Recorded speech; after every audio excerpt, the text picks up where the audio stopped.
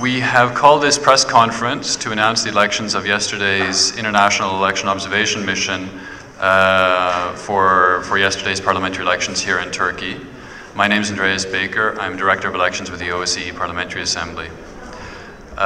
This observation mission is a joint endeavor with several institutions, so we'll take statements by the heads of the missions, after which there'll be an opportunity for questions. At the end of the press conference, there will be our preliminary statement, as well as a press release available in English and in Turkish outside the room, as well as on our websites. So without further ado, I would like to ask Ignacio Sanchez Amor, who is appointed OSCE Special Coordinator and leader of the short-term OSCE Observer Mission, a Member of Parliament from Spain. Thank you. Thank you, Mr. Baker. Good afternoon to all. While Turkish citizens could choose between genuine and strong political alternatives in these highly polarized elections, the rapidly diminishing choice of media outlets and restriction on freedom of expression in general impacted the process and remain serious concerns. Physical attacks on party members, as well as the significant security concerns, particularly in the southeast, further impose restrictions on the ability to campaign. Taking into account this context, most contestants were generally able to convey their messages to the electorate. Nonetheless, the campaign overall was low-key, with only increased visibility in the last 10 days. If implemented fully and effectively, the legal framework is generally conducive to holding democratic elections. However, certain fundamental restrictions are unduly restricted by legislation. The elections were well organized by the election administration, and election day was generally peaceful. Women played an active role in the campaign, and I personally met with several prominent and effective candidates. However, with no special legal obligation for the parties to nominate women candidates, I understand that the result will unfortunately be favorable in the Parliament. As I mentioned, we have serious concerns about the media framework. While there are a variety of outlets, the media is clearly under serious pressure in this country. Criminal investigations of journalists and media outlets for support of terrorism and defamation of the president has had a chilling effect on media. Having met with representatives of the IPEC media group just 3 days before the elections, I personally got a feeling for the impact this is having on the process.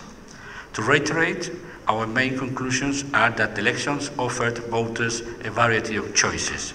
The challenging security environment, in particular in the southeast, coupled with a high number of violent incidents, including attacks against party members, campaign staff, and party premises, hindered contestant ability to campaign freely. Media freedom remains an area of serious concern, and the number of criminal investigations for journalists and the closure of some media outlets reduces voters' access to a plurality of views and information. The 10% parliamentary threshold continues to limit political pluralism. This was a polarized campaign, but with the votes now counted, I do expect that the political forces will work in a constructive manner to the benefit of all Turkish citizens.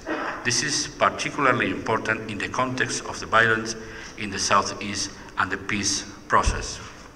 Our mission was a joint observation process, so I'll give my colleagues an opportunity to offer their views. Mr. Baker. Thank you. I would now like to call on Mr. Andreas Gross, head of the Parliamentary Assembly of Council of Europe delegation, a Member of Parliament from Switzerland. Thank you very much. Thank you very much, Mr. Baker. Ladies and gentlemen, if you want to evaluate an election, you have to evaluate the process. It's the quality of the process which makes the quality of the election. And we did that in the Parliamentary Assembly of the Council of Europe's delegation already in the monitoring committee since the 5th of June. We did it in a pre-electoral mission, and now with our colleagues of the Parliamentary Assembly of the OSCE. And just to add to what my colleague Ignacio said, unfortunately, we come to the conclusion that this campaign was unfair, and it was characterized by too much violence, by too much fear. And fear is the enemy of democracy, enemy of a free choice. And in this sense, we are disappointed of the quality of the process. And in light of this, it's even more vital, and this is an appeal, that the President works in the future for a more inclusive political process. He does not overdo with his power he got, and he deals with the problem facing Turkey, ensuring that all voices, also those who lost now the elections, are better heard. He has to unite again what has been divided in the last 5 months, and we appeal to him to do this in a very wise way and not in a militant way, how it happened in the last 5 months. Thank you very much. Thank you. I'll now ask Ms. Margareta Sederfeld, head of the delegation of the OSCE Parliamentary Assembly, Member of Parliament from Sweden. Thanks, Mr. Baker. Ladies and gentlemen, I will fully agree with what my colleagues have said, but would like to add some remarks on behalf of OSCE parliamentarians. The delegation I headed deployed a mission of 45 people from 19 different countries to 4 major urban areas for election day. While I was in Ankara yesterday, I also traveled to Diyarbakir last week to personally get an impression of the situation in the area. The violence in the largely Kurdish southeast of the country had a significant impact on the election, and the recent attacks and arrests of members and activists, predominantly from the HDP, is of concern as it hindered their ability to campaign. For an election process to be truly democratic, candidates need to feel that they can campaign, and voters need to feel that they can cast their ballots in a safe and secure environment. In some areas affected by violence, a significant number of polling stations were relocated within the respective neighborhood. This fact alone demonstrates how vital security is during the election process. With the criminal investigation of journalists and the effective takeover of some outlets, including just a few days before the vote, media freedom was dealt a blow during the election campaign. This is problematic for the journalists, for the voters. It is the Turkish citizens that suffer when they are not able to fully inform themselves about their options through a diverse range of media outlets. While it is true that there was a variety of political options for voters to choose between, I must reiterate that the 10% threshold, the highest among the OSCE's 56 parliaments, limits the political pluralism in the parliament. Thank you for your time, ladies and gentlemen. And I would also like to particularly thank all the Turkish people who have worked very hard yesterday to conduct the election. Thanks. Thank you. And then I would ask Ambassador Arendt, who's head of the Limited Election Observation Mission deployed by the OSCE Office for Democratic Institutions and Human Rights. Thank you, Andreas. Ladies and gentlemen from the media, good afternoon. Since late September, the OSCE, a long-term limited election observation mission, has been stationed in 9 cities of the Republic of Turkey.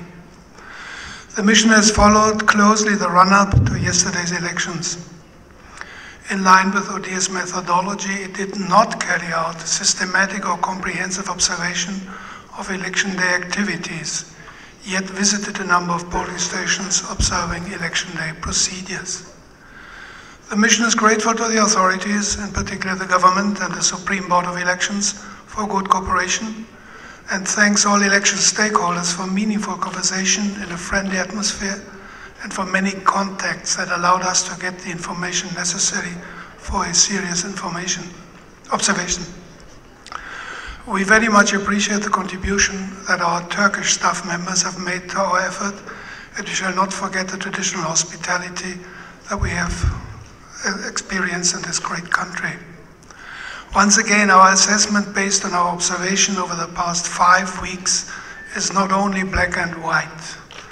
While there are positive elements, there are also shortcomings. The campaign was lively and there was a high voter turnout. However, serious security concerns hindered free campaigning. Other positive points were the impressive commitment of all participants, the use of other languages than Turkish, the possibility of out-of-country voting, a competent election administration, and a generally peaceful and well-conducted election day. Further negative points were the seizure of opposition media outlets, biased coverage by the public broadcaster, unacceptable pressure on journalists critical of the ruling party, the use of official position and state resources for campaigning by the government, problems in the legal framework such as a lack of judicial recourse against decisions by the Supreme Board of Elections. I hope that the relevant authorities will consider the message in today's statement, as well as the recommendations in the ODIHR final report to come in about 8 weeks' time and engage in a substantive follow-up of these recommendations. Thank you. Thank you very much. We now have a little bit of time for a few questions. Right down here, please. There should be a microphone. Please introduce yourself and your media outlet. Hello. Yes, hello. My name is Burak Akıncı from Agence France Presse, the French news agency. I have just one simple question. According to your overall observations, do you think that these elections were fair?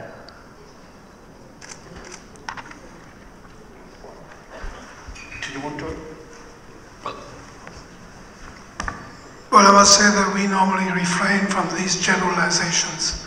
We look at all the aspects of an election and then take position to the different aspects which we have mentioned, and those points that I have, for example, mentioned as being negative were certainly points that were not fair, but I do not want to give a general assessment of the entire election.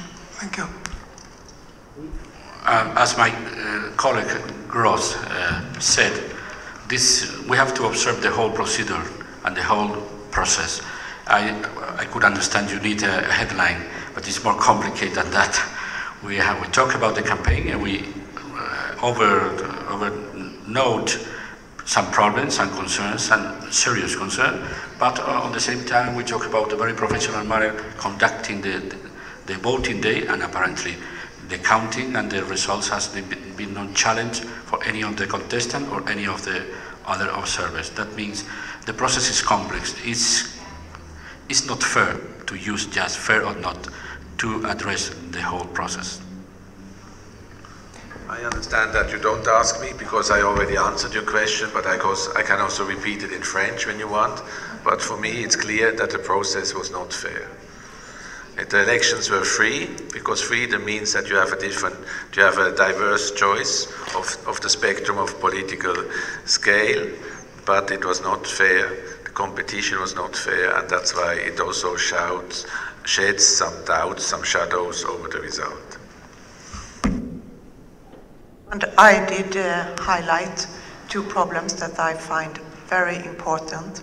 It's the lack of media freedom, and it's also the violence that have been during the whole election campaign, and especially in the southeast of Turkey. Thank you. I've got another question at the back there, the gentleman in the brown. Hello, Johnny Hogg, Reuters news agency. This is not the first time that you've deployed electoral observation missions here in Turkey. I wonder whether it's possible to ask whether or not some of the problems that you've raised previously, whether they're getting any better, or whether the trend is that the democratic process in Turkey around elections is getting worse? Well, of course, after our mission, we delivered some recommendations, but as you know, the recommendations from the June elections has been addressed to a special, particular political situation with a short term for the parliament. That means the main concern we raised in the past stays in place. For example, Turkey has to regulate the presence of independent observation in the ballot centers, because civic organization has used the trick of use the label of a party. We think, we noted that the 3% threshold has to be revised in our view. Of course, the legislation amendment, including more transparency. And there are some other technicalities, for example, the judicial review of the decisions of the electoral administration.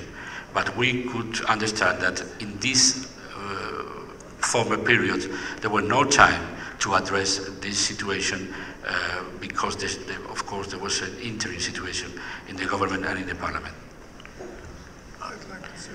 I remember very well our recommendation 4 years ago, and when you look to these recommendations, you had one who was taken up and today changed. You have been allowed to campaign in Kurdish language. That was a clear shortcoming 4 years ago, where we mentioned very clearly, also in our reports of the post-monitoring missions, and in this way it's a clear improvement. And on the other hand, when you look to the freedom of those who disagree with the majority, who disagree with the mainstream, their situation was much less well defended. I do want to also to add one example that I find very important for Turkey to improve is the 10% threshold. It limits the possibility for parties to be elected and to enter the parliament, and it means that it also limits the possibilities for people to express their free will. We have a code of conduct from OSCE, PA, and we have made remarks before, and we will continue to make remarks until they are fulfilled. Thanks. I mean, OSCE long-term observation missions have, after each of the 4 elections which we have observed preceding this one, in this country, a whole list of recommendations. And it is true that recommendations of June, regarding the June elections, could not be put into practice because Parliament, much of it is legislative, could not do it. But most of the 2011 recommendations, which we have in our final report of 2011, have also not been addressed. And that is something which I think might need some more activity by the way of the competent authorities. Thank you. I had a question down here. Hi, Karim Shaheen from The Guardian. Can you elaborate a little bit more on how the crackdown on media and the criminal investigations against journalists has impacted the election process?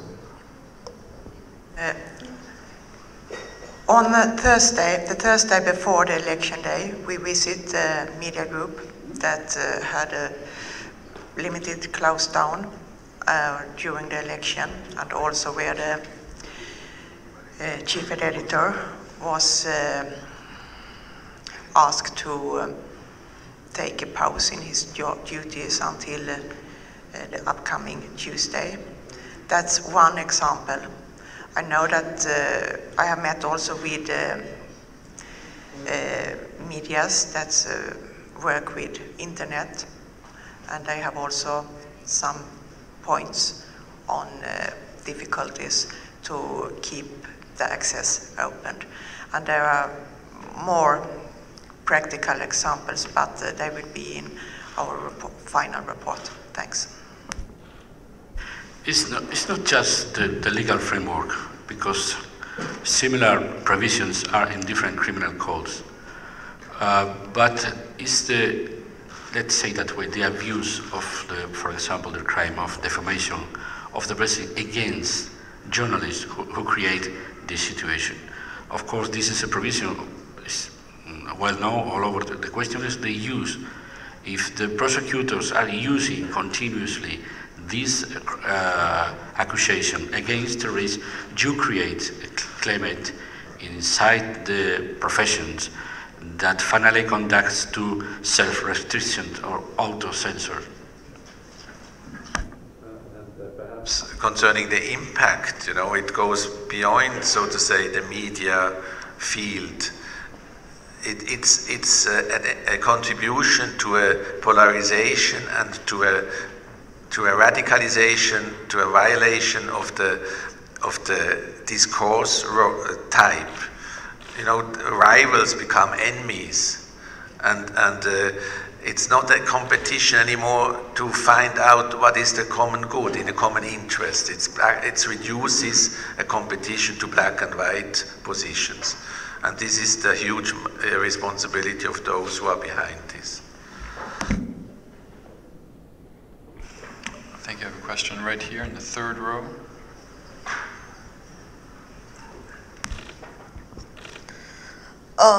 Today there are some reports that some of the observers might be in your team or might be out of your team.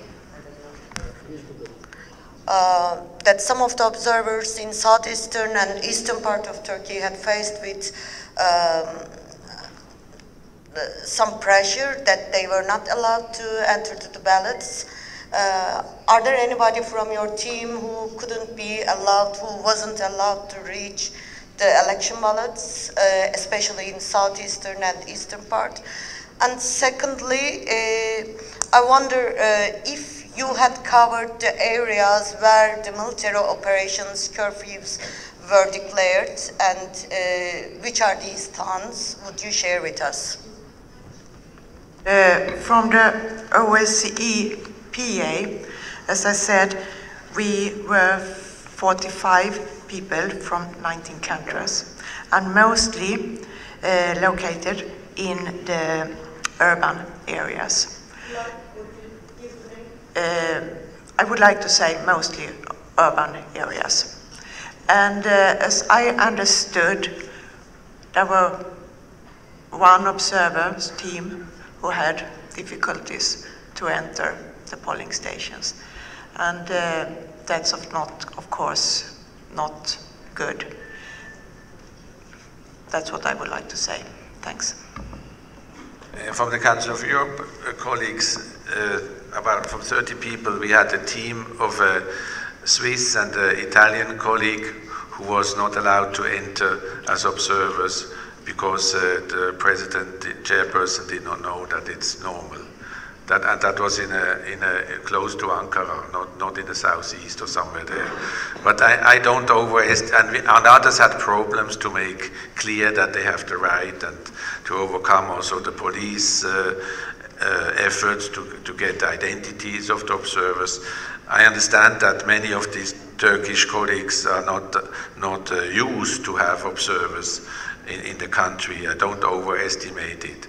The second question you ask is much more, I think, relevant in the sense that we have to admit that we could not go to these difficult regions because no insurance company would have paid the risk for our colleagues, and we didn't want to put into danger our colleagues' lives. And this is one of the weaknesses of our mission, that where we should have been especially, we could not be out of logic reasons. But we listen to those who have been there, and we listen to those who share with us their impressions from there. But this makes us a little bit modest also, because we should have been there, of course. And I was in the last 10 years many times in these regions, and I always wanted to go there. But this time it was not possible. We had problems in seven polling stations to enter the International Commission. We visited, I think, about 500. Of course, it's a limited observation mission, as my colleague Rost noted. But the problem was not ours, but more in the first period of the voting day for the civic organizations who had party levels to observe, namely Vote and Beyond, who had some problems in the first hours that were solved in the next 3 or 4 hours, and finally they reached to enter, at least with the information we had at this moment. Well, I can share with you an experience I had yesterday afternoon in Eskişehir. We were in a polling station, and a woman walked up to us with a white badge. She said that she was for the AKP, the boss of this floor there, and she said that we were an NGO and we had no right to observe there. Then we tried to explain we were not an NGO. Then she grossly insulted my Turkish assistant. First she said she was insane for working for us, and then she said a few other things which the assistant did not translate for me because it was so bad. It seems that these floor and building bosses have been around in some other polling stations as well, at least that's what we were told. It was a very unpleasant experience, and I informed the policeman who was outside of the polling station. Thank you. We have limited time, but I can take 2 more questions. One right at the back there, please.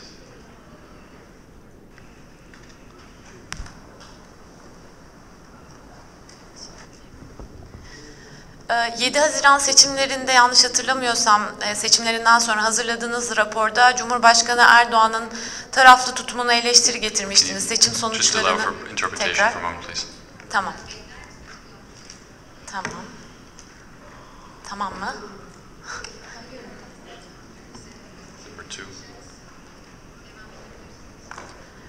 Bu yönde bir eleştiri getirmiştiniz, seçim sonuçlarını etkilediği yönünde. Eğer yanlış hatırlıyorsam lütfen düzeltin.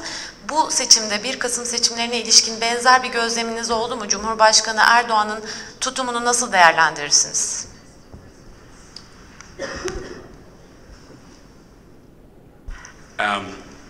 If we were noted the same situation that in June, of course we had to rise. It is not the case.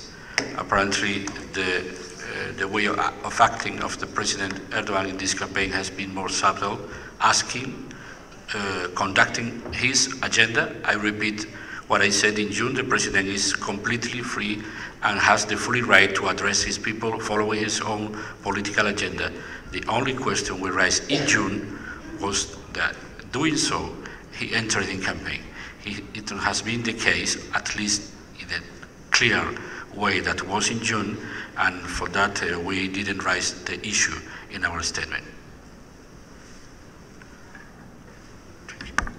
Thank you. I have time for one more question, if necessary. Down here. My name is Alparslan Esmer from Voice of America Turkish Service, and I was just wondering, there has been some increased security presence in some of the polling centers, especially in the southeast. I'd like to get your opinion on that. Was this, in fact, necessary as the government was claiming to be, or actually, what would you say about this, like the presence of masked sentries and armored vehicles present in election centers?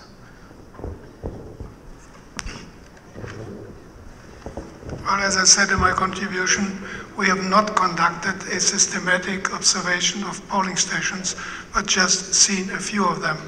The ones I have seen had the police at the distance that is prescribed by the law, but particularly in the southeast of the country on election day, we had 2 long-term observers in Diyarbakir, we had 2 in Adana and 2 in Erzurum, and then there was 1 team of parliamentarians in Erzurum, so we did not really cover these areas.